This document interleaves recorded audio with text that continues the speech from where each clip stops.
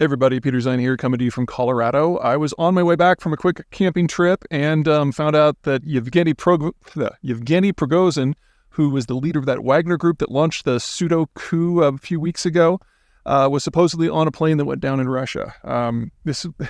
His death is not a low probability outcome, considering his life choices and the people he surrounded himself with. But I think it's worth doing a little bit of reflecting because the cast of characters who may have wanted him dead and had the ability to kill him is, lengthy. So at the top of the list, of course, is Vladimir Putin, the president of Russia, who relied upon Prigozhin to do a lot of unsavory things over the years, most recently including a meat grinder assault in Ukraine in the eastern city of Bakhmut, which killed minimum 30,000 Russian soldiers. Some numbers are suggesting the number may be as high of 100,000, but God knows, Russian data, war, fog, propaganda, don't know. Anyway, when by launching a coup and publicly insulting the entire military-industrial complex of the Russian Federation, obviously Putin felt that he had an axe to grind and somebody he had to snip. So obviously, candidate number one. But hardly the only one. Remember, Prigozhin, I really don't need to learn how to pronounce that anymore, do I? Prigozhin also pissed off the military-industrial complex, which executed this war broadly and competently.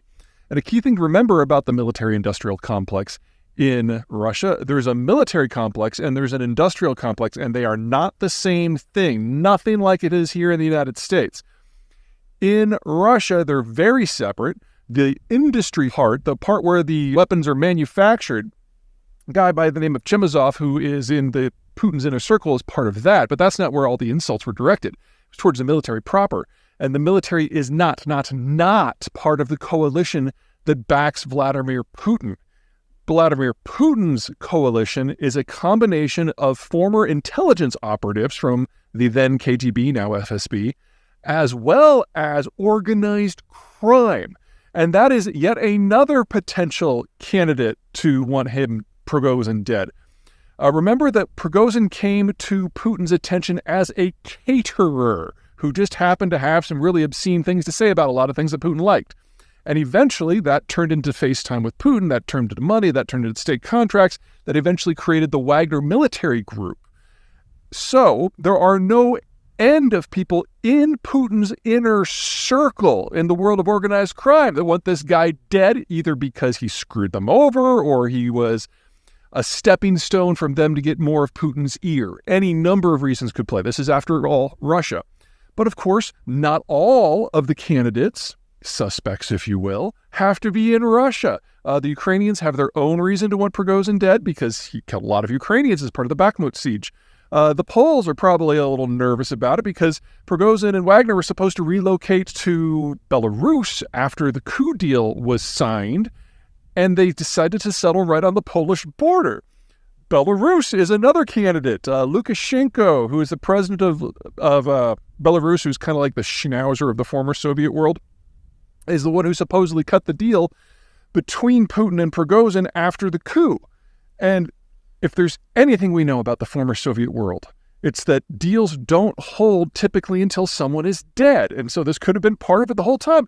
And let's not forget people from further abroad. Let's talk about the Americans. You guys remember the Troll Factory? Prigozhin is the guy who founded that. He's the one who was actually involved, bragged, I mean, this is not controversial in Russia, bragged openly and publicly about interfering in the American presidential election between Hillary Clinton and Donald Trump. So, I mean, there are any number of people here who would love to see a bullet in this guy's head, or in this case, smeared over the landscape in central Russia. And of course, this all assumes that the dude is actually dead. Yes, his name was on the manifest. Yes, he was on one of 10 people who was on the vessel. But at the time of this recording, which is about 7 p.m. Eastern, they've only found 8 bodies. So this is Russia, a riddle and an enigma and a mystery and a cheese sandwich. It's even if he really is dead, this is still only the beginning of the story, because it means that there is now an opening in Putin's inner circle for another person who can be used to be a little bit of plausible deniability. Not only was this the guy who was involved in the Little Green Men fiascos in 2014 and the original Crimea War, not only is this the guy who was interfering in U.S. elections, this is also the guy who's led an operation in a dozen African countries where he's accused of war crimes. It's too important of a role for the Russian state, especially now for the Kremlin, to just be empty. Someone will step forward. The question is whether that someone is a friend of Putin or not. And that could be all kinds of fun.